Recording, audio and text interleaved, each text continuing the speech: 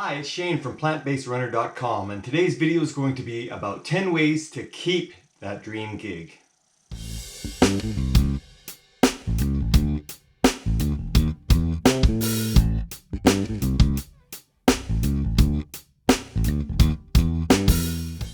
That's right, I'm going to tell you today about 10 ways to keep your dream gig. Now, I've seen over the years a lot of great musicians lose gigs because of certain things they did or didn't do, and today's video is going to kind of give you a heads up on some things you may want to watch out for, things you may want to work on, and hopefully with that you'll keep your dream gig, keep moving up that ladder, and be a successful side person. So let's dive into it. These are in no particular order, so we're just going to start, and the first one today is do the work and keep on working on the material. Here's the thing. A lot of people work so hard to get to where they want to be, especially being a side person for a recording act or whatever. And the problem is they work so hard to get that gig. And then once they get it, they think, oh, I'm here, so I guess I can just idle now.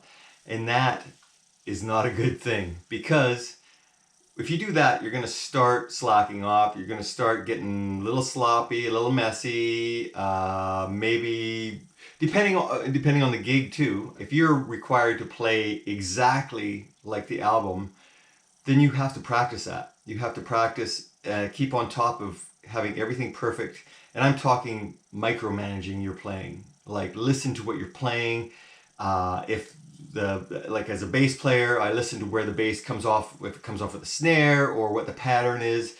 And if you're not continually working on that, that'll change over time. And eventually it'll get to a point where it's so far from the recording that the artist will sometimes notice and might not like that. So it's best to keep working on the material. Like I say, so many people get there and then they think, oh, I'm here, so I don't have to work as much anymore. I can just go party now and do all this stuff. But trust me, you have to keep working on the material. Even if you've played the songs, I don't know how many times, just keep working on it. And you know what? If you're in a gig where you're allowed to freely play, well, then you really got to keep working on the material, because the band's going to get tired if you're doing the same solos every night and all that stuff. So you need to keep working on it so you can stretch out your playing and make yourself more valuable. And it's as simple as that. Don't ever give up working on the material for whatever act you're playing with, because you'll just get sloppy and it'll never end good. So keep working on it. Number 2, show up on time every time. Now this is huge. This is so huge. I've known so many players that get left behind. In the business, if you're late for lobby call and you're on a bus tour, if you're on a big enough tour, they will leave you. Trust me, I've seen it happen. And it's called oil spotting, meaning the bus is gone and all that's left there is an oil spot. So don't be late. And I'm deadly serious about this. Nothing makes an artist or a road manager more frustrated than someone who can't be on time. And we're talking lobby call is a big one. There's a lobby call for a reason. You're supposed to be down there, ready to get on the bus, in the van, go to the airport, whatever.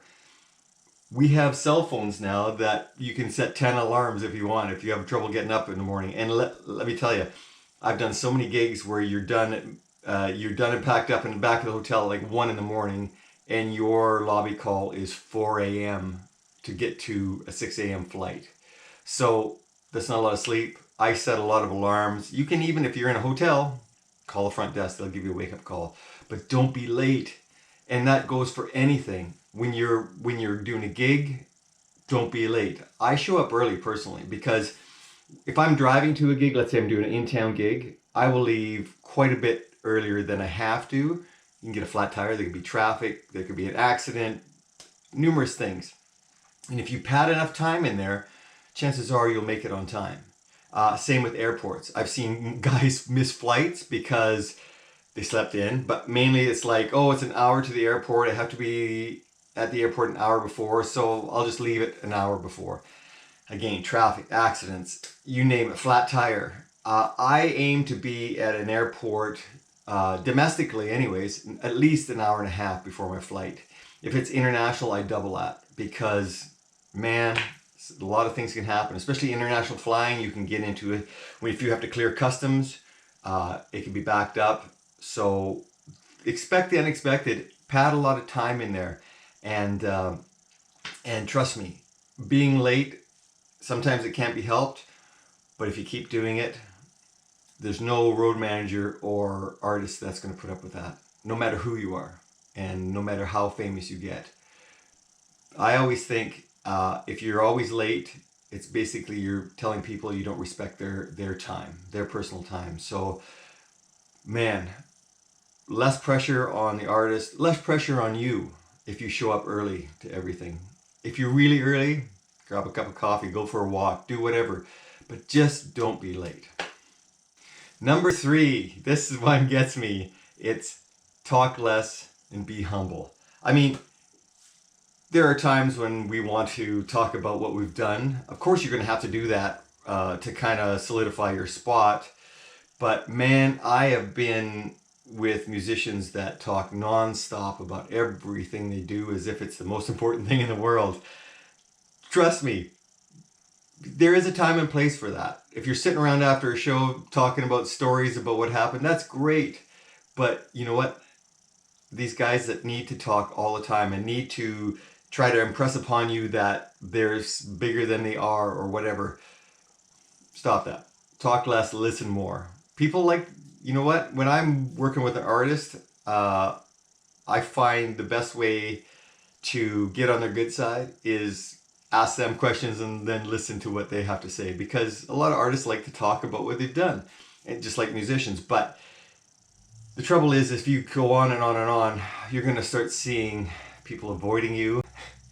If you're on a bus, if you're at the front, the band will be at the back. And if you go to the back, the band all of a sudden, oh, I forgot something up front. And trust me, just don't brag. Leave the ego at home. And you know what? Your playing is going to do the talking for you. And I would rather have people talk about me, good or bad, than me talk about me, you know? So just make sure that your ego isn't taking over. Listen, I know your stories are interesting, but there's a time and place, and use them sparingly.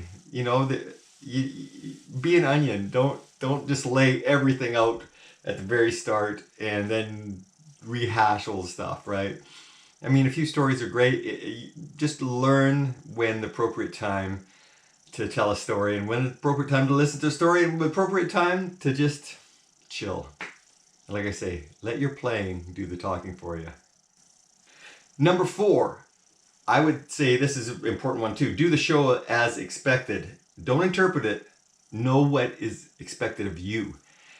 Now, again, going back to a pop gig or a country gig or whatever, and they want you to play like the album.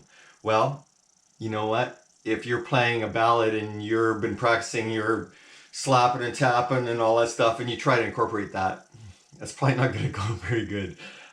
But know what's expected of you. If you are on a gig where you're in, I've been on gigs where it's basically the tune is, just think of it as a skeleton, and you get to fill in the spots. Well, you can only do that if you've got a good ear and a lot of experience, because you have to know what to play, when to play, not to play over each other and stuff like that. So that's huge. And if you're expected to play like that on a gig, that's wonderful. I mean, every night you're out there playing by the seat of your pants and trying to better what you did the show before.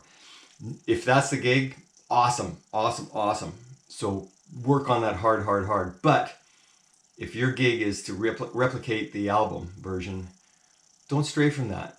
You know what? If it's a straight, simple song and you start, popping and slapping and all that other stuff, it's probably not going to go over very well. And I have played with a lot of musicians that fell into that category, where maybe it's something they worked on and they worked hard on it and they're proud of it and they want to fit it in so bad.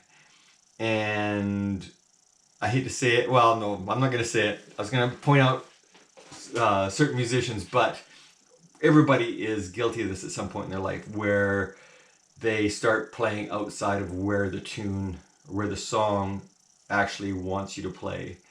So you get too busy, you start taking the attention away from the song, away from the singer. That's problematic.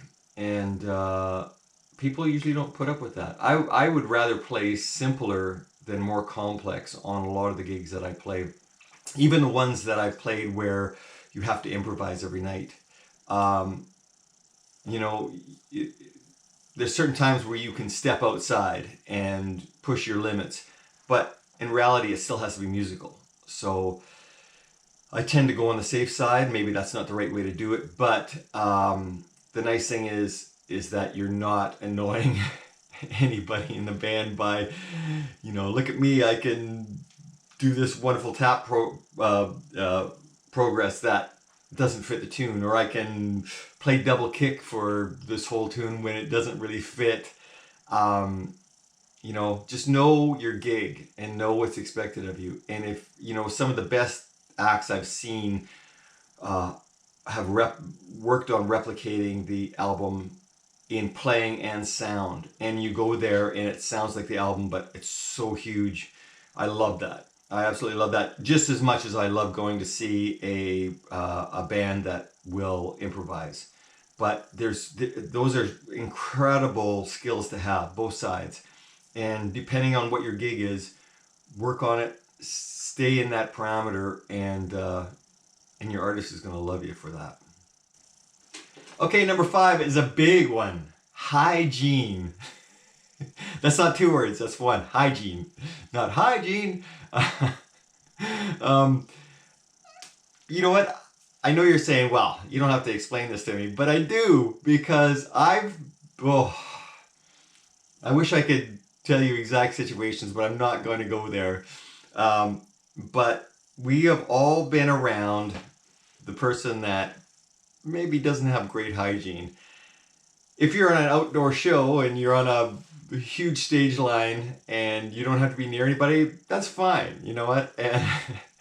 But if you're in a car or a van or a bus or a plane or whatever with someone that hasn't showered, hasn't brushed their teeth, it's pretty rough. And you know what? We all have those times when maybe you missed your alarm and you slept in and you just barely made bus call and you didn't have time to shower.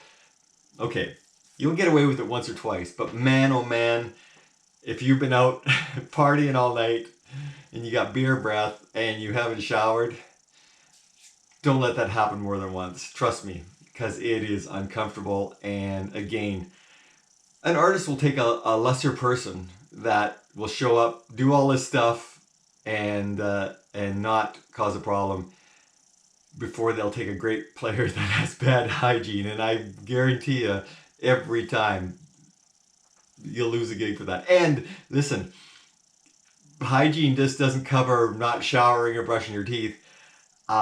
You bathe in cologne and get in a van or a bus or anything like that, that's almost worse, because when you can actually taste somebody's cologne, that gets old really fast. So if you're gonna use cologne, what is the thing on Queer Eye for the Straight Guy? It was spray, delay, walk away. So spray it in the air, wait a second, walk through it, and that's enough. So that's all you need to do. You don't have to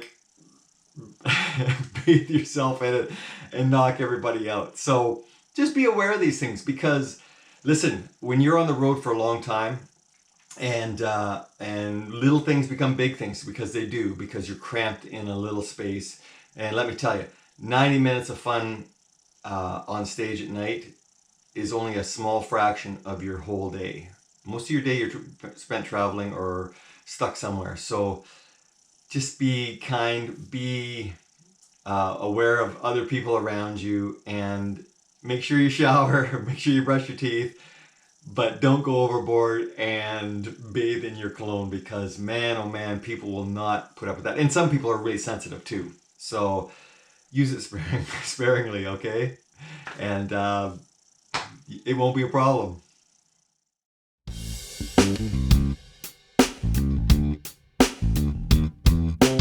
Hey, if you like this video or any of the others I've done, hit that subscribe button. And if you're looking for bass lessons, head on over to my website, plantbassrunner.com.